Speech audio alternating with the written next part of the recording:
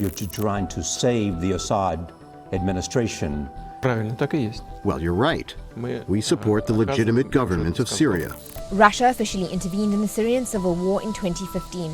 Amnesty International is accusing Russia of war crimes for its attacks in Syria. Russian jets are continuing to carry out airstrikes. Russian warplanes pounded Syria again today.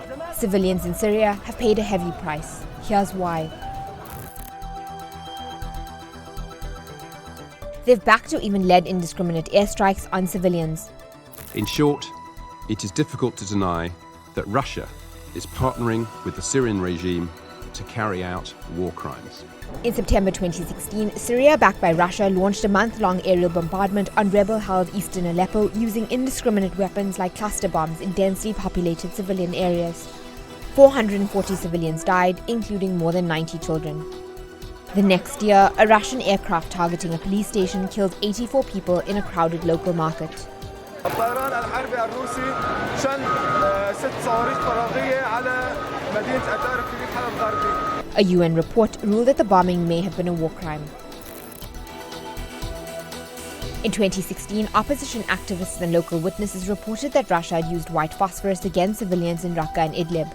Russia has been accused of concealing the Syrian regime's use of chemical weapons.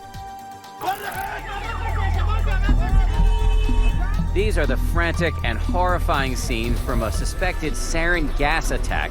In 2018, a suspected chemical attack was conducted by the Syrian regime on Douma, a town in eastern Ghouta.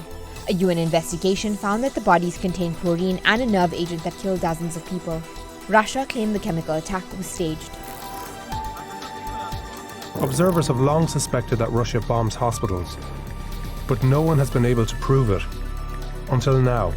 Russia has long been accused of bombing hospitals and clinics in rebel-held areas. The New York Times claimed that Russian planes had bombed 4 hospitals in Idlib in 12 hours, despite having been given the locations by the UN to prevent them from being attacked. People are fleeing under horrendous conditions. Many are on foot or on the backs of trucks in below freezing temperatures, in the rain and in the snow.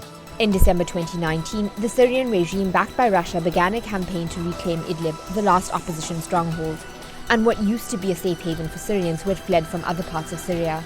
Intense bombardment has forced almost 1 million people to flee towards Turkey's border. More than 50,000 Syrians are living outside in freezing temperatures.